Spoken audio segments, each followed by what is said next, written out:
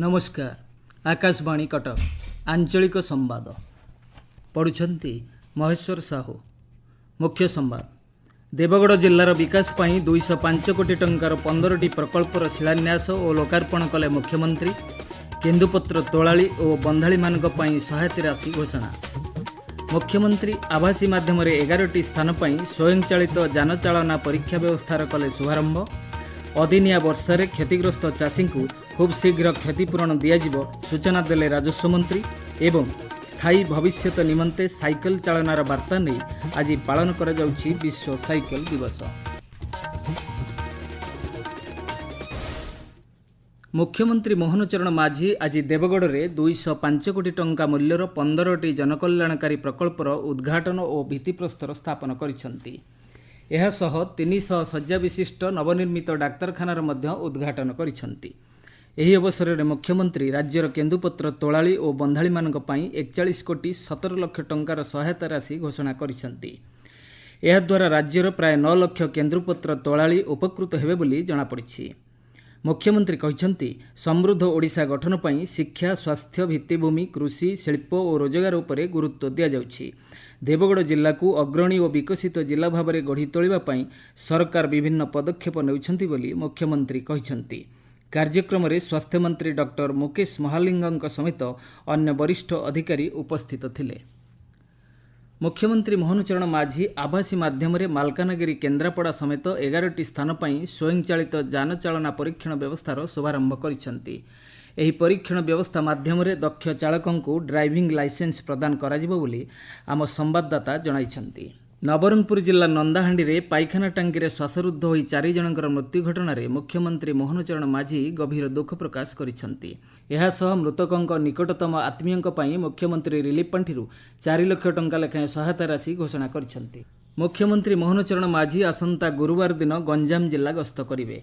एही अवसर में रंभाठारे ओडिशा प्रदेश गठन, ओडिया भाषा, साहित्य और संस्कृति को अभिवृद्धि करने पाई बरपुत्र मानक अवदान स्मृति रे निर्मित 41 जन बरपुत्रों प्रतिमूर्ति को मुख्यमंत्री उन्मोचन करिवार कार्यक्रम रहिछि। एथिसहित छत्रपुर स्टाडियम ठारे मुख्यमंत्री 70,000 कोटी टंकार विभिन्न प्रकल्पर शिलान्यास करिवार कार्यक्रम रहिछि। मुख्यमंत्री सहित 2 उपमुख्यमंत्री, वाणिज्य और परिवहन मंत्री एवं जिलार समस्त सांसद और विधायक कार्यक्रम में सामिल हेबे। एथिपाई जिला प्रशासन पक्षरु व्यापक प्रस्तुति आरंभ होइछि। भुवनेश्वर में आसंता काली ठारू 2 दिनिया राजस्व अधिकारी कर्मशाला अनुष्ठित हेबो। एथिरे मुख्यमंत्री मोहन चरण माझी और राजस्व मंत्री सुरेश पुजारी जोगदेबे। कर्मशाला रे राजस्व सेवार समीक्षा कराजिबा सह 2036 मसीहा सुद्धा समृद्ध ओडिशा गठन पाई विकसित ओडिशा विजन डॉक्यूमेंट उपस्थापन कराजिबो। कार्यक्रम में राजस्व कमिशनर, उपजिल्लापाल और तहसीलदार माने उपस्थित रहिबे। राज्य में अदिनिया वर्षारे क्षतिग्रस्त चाषी मानू आसंता 3 ରୁ 4 दिन मध्य क्षतिपूरण दियाजिबो बोली राजस्व मंत्री सुरेश पुजारी कहिसंती। मंत्री कहिसंती ए संपर्क में जिलापाल मानक ठारू रिपोर्ट मगा जाइथिला। समस्त रिपोर्ट मिलवा परे क्षतिपूरण राशि दियाजिबो। जे अदिनिया वर्षा मध्य प्राकृतिक विपर्यय भाव में गणति हेबो तार मध्य एवं क्षतिपूरण देबो एवं थरे देई साइचु 291 कोटी टंका आगामी दिन रो मध्य जेतु मौसम पहुंची आसिलानी आमे संपूर्ण प्रस्तुत अछु। जो परिस्थिति भी उत्पन्न हो ताकू सामना करने परिस्थिति जनित क्षयक्षति समग्र साहाय्य लोकों को करने क्षतिपूरण देवाई राजस्व एवं विपर्यय परिचालना विभाग संपूर्ण प्रस्तुत अच्छी और रोडमैप प्रस्तुत कर सारी। पुरी रे देवस्नान पूर्णिमा और रथयात्रा नीतिकांति श्रृंखलित भाव संपन्न करने जिला और श्रीमंदिर प्रशासन सेवायत मानक सह आलोचना करिछि। पुरी जिलापाल तथा श्रीमंदिर उपमुख्य प्रशासकों अध्यक्षतार अनुष्ठित बैठक में पहंडी श्रृंखला नहीं आलोचना होइथिला। आसंता 11 तारिख दिन देवस्नान पूर्णिमा परंपरा अनुसार महाप्रभु रत्नवेदी छाड़ी पहंडी रे स्नानवेदी को विजे करिवे। महाप्रभुंकर एही पहंडी नीति सह स्नान नीति और हाथीबेश नीति को श्रृंखलित करबा पई नीति निर्घंट होइछि। आपण माने आंचलिक संवाद शुणुछंती आकाशवाणी कटक केन्द्रରୁ। पुरी रथयात्रा पई रथखଳାରେ 3 रथर निर्माण कार्य चलिछि। आज अपराह्न रथ अखचक डेरा कार्य संपन्न होइछि। परंपरा अनुसार गत भौरी तिथि आज्ञामाल विजय होइथिबा बेले प्रति रथर 2टी चक सह अख संयोग करा जाइथिला। बळका 3 रथर समस्त चक अख निर्माण कार्य शेष होगा पर आज सेगुड़ी जोखा जाइछि। ମହାରଣା ସେବକଙ୍କ ପ୍ରତ୍ୟକ୍ଷ ତତ୍ତ୍ୱାବଧାନରେ ଭୋଇ ସେବକମାନେ 3 ରଥର ସମସ୍ତ 36 ଗୋଟି ଚକରେ ଅଖଡେରା କାର୍ଯ୍ୟ କରିଥିଲେ। ପ୍ରଥମେ ତାଳଧ୍ୱଜ ରଥର ଚକ ଅଖ ଡେରା ଯାଇଥିଲା। ଏହାପରେ ନନ୍ଦିଘୋଷ ଓ ଦର୍ପଦଳନ ରଥର ଚକ ଅଖ ଯୋଖା କାର୍ଯ୍ୟ କରାଯାଇଥିଲା। ଶାରୀରିକ ଓ ମାନସିକ ସ୍ୱାସ୍ଥ୍ୟ ରକ୍ଷା ଏବଂ ପରିବେଶ ସଂରକ୍ଷଣ ନିମନ୍ତେ ସାଇକେଲ ଚାଳନାକୁ ପ୍ରୋତ୍ସାହିତ କରିବା ଉଦ୍ଦେଶ୍ୟରେ ଆଜି ବିଶ୍ୱ ସାଇକେଲ ଦିବସ ପାଳନ ହେଉଛି। ସୁସ୍ଥ ଜୀବନଶୈଳୀ ଏବଂ ପ୍ରଦୂଷଣମୁକ୍ତ ପରିବେଶ ବିକାଶରେ ସାଇକେଲ ଚାଳନାର ଗୁରୁତ୍ୱପୂର୍ଣ୍ଣ ଭୂମିକା ରହିଛି। ଜାତିସଂଘ ସାଧାରଣ ସଭାରେ 2018 ମସିହାରୁ ପ୍ରତିବର୍ଷ ଜୁନ୍ 3 ତାରିଖକୁ ବିଶ୍ୱ ସାଇକେଲ ଦିବସ ରୂପେ ପାଳନ କରିବା ନିମନ୍ତେ ନିଷ୍ପତ୍ତି ନିଆଯାଇଥିଲା। ଚଳିତ ବର୍ଷର ବାର୍ତ୍ତା ରହିଛି ସ୍ଥାୟୀ ଭବିଷ୍ୟତ ନିମନ୍ତେ ସାଇକେଲ ଚାଳନା। ସାଇକେଲ ଗମନାଗମନ ଓ ପରିବହନ କ୍ଷେତ୍ରରେ ସବୁଠାରୁ ପୁରୁଣା ଓ ଜରୁରୀ ମାଧ୍ୟମ ଭାବରେ ପରିଗଣିତ ହୋଇଆସୁଛି। ବିଶ୍ୱ ତମାଖୁ ନିଷେଧ ଦିବସ ସଚେତନତା କୁଇଜ୍ 2025 ପାଇଁ ମାଇ ଗଭ୍ ପ୍ଲାଟଫର୍ମରେ 12ଟି ଭାଷାରେ ପ୍ରଶ୍ନମାନ ଉପଲବ୍ଧ ହେଉଛି। ଏହି କୁଇଜ୍ ପ୍ରତିଯୋଗିତାରେ ଇଂରାଜୀ, ହିନ୍ଦୀ, ଆସାମୀ, ବଙ୍ଗଳା, ଗୁଜରାଟୀ, କନ୍ନଡ଼, ତାମିଲ, ତେଲୁଗୁ, ମାଲାୟାଲମ, ମରାଠୀ, ଓଡ଼ିଆ ଏବଂ ପଞ୍ଜାବୀ ଭାଷାରେ ଛାତ୍ରଛାତ୍ରୀମାନେ ଅଂଶଗ୍ରହଣ କରିପାରିବେ। ସମସ୍ତ ଅଂଶଗ୍ରହଣକାରୀଙ୍କୁ ମାଇ ଗଭ୍ରୁ ଏକ ଡିଜିଟାଲ ପ୍ରମାଣପତ୍ର ମିଳିବ, ଯାହା ଏକ ସୁସ୍ଥ ତମାଖୁମୁକ୍ତ ଭାରତରେ ସେମାନଙ୍କର ଅବଦାନକୁ ସ୍ୱୀକୃତି ପ୍ରଦାନ କରିବ। ଶିକ୍ଷା ମନ୍ତ୍ରଣାଳୟ ପକ୍ଷରୁ ଏହି ପଦକ୍ଷେପ ଜାତୀୟ ଶିକ୍ଷାନୀତି 2020ର ଅଂଶସ୍ୱରୂପ ଅଟେ। ଏହି କୁଇଜ୍ ମାଧ୍ୟମରେ ଅଂଶଗ୍ରହଣକାରୀମାନଙ୍କ ମଧ୍ୟରେ ସୁସ୍ଥ ଜୀବନଶୈଳୀ ବିଷୟରେ ସଚେତନତା କରାଯିବା ସହ ସେମାନେ ବୁଝିପାରୁଥିବା ଭାଷା ମାଧ୍ୟମରେ ତାଙ୍କୁ ଏଥିରେ ସୁଯୋଗ ପ୍ରଦାନ କରାଯାଉଛି। ନିଶାଦ୍ରବ୍ୟ ବ୍ୟବହାର କୁପରିଣାମ ବିଷୟରେ ଲୋକମାନଙ୍କୁ ଅବଗତ କରାଇବା, ଅପମିଶ୍ରିତ ବିଷାକ୍ତ ଏବଂ ଚୋରା ମଦ କାରବାର ସମ୍ପୂର୍ଣ୍ଣ ରୋକିବା ଲାଗି ରାଜ୍ୟ ଅବକାରୀ ବିଭାଗ ପକ୍ଷରୁ ପଦକ୍ଷେପ ନିଆଯାଇଛି। ଏଥିନିମନ୍ତେ ପ୍ରଥମ ପର୍ଯ୍ୟାୟରେ ମଇ ମାସ 31 ତାରିଖରୁ ରାଜ୍ୟବ୍ୟାପୀ ସଚେତନତା ଅଭିଯାନ ଆରମ୍ଭ ହୋଇଛି। ଆସନ୍ତା 26 ତାରିଖ ପର୍ଯ୍ୟନ୍ତ ଏହି ଅଭିଯାନ ଜାରି ରହିବ।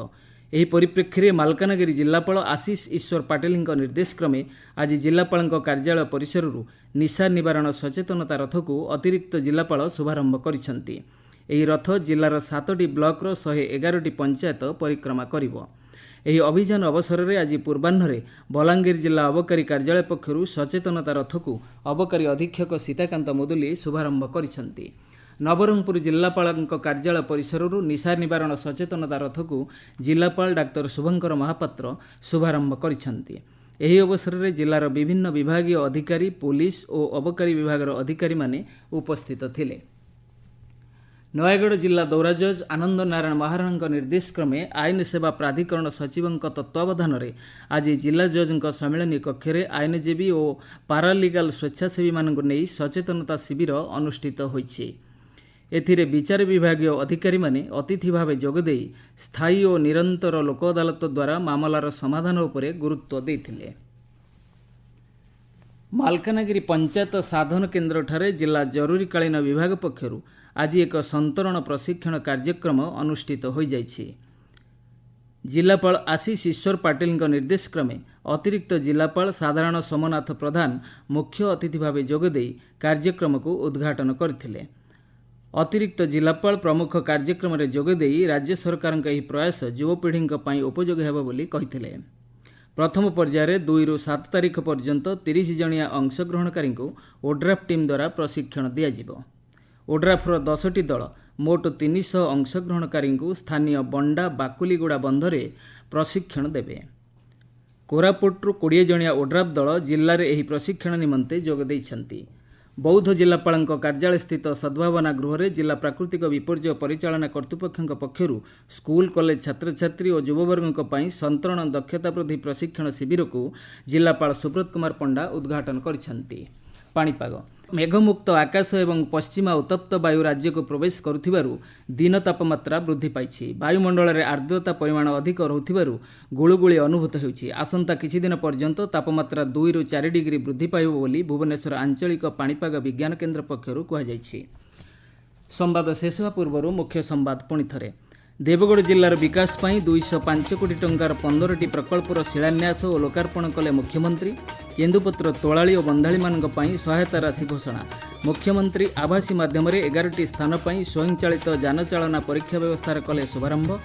ଅଦିନିଆ ବର୍ଷାରେ କ୍ଷତିଗ୍ରସ୍ତ ଚାଷୀଙ୍କୁ ଖୁବ୍ ଶୀଘ୍ର କ୍ଷତିପୂରଣ ଦିଆଯିବ ସୂଚନା ଦେଲେ ରାଜସ୍ୱ ମନ୍ତ୍ରୀ। ଏବଂ ସ୍ଥାୟୀ ଭବିଷ୍ୟତ ନିମନ୍ତେ ସାଇକେଲ ଚାଳନାର ବାର୍ତ୍ତା ନେଇ ଆଜି ପାଳନ କରାଯାଉଛି ବିଶ୍ୱ ସାଇକେଲ ଦିବସ। ଆଞ୍ଚଳିକ ସମ୍ବାଦ ଆଜି ପାଇଁ ଏତିକିରେ ଶେଷ ହେଲା।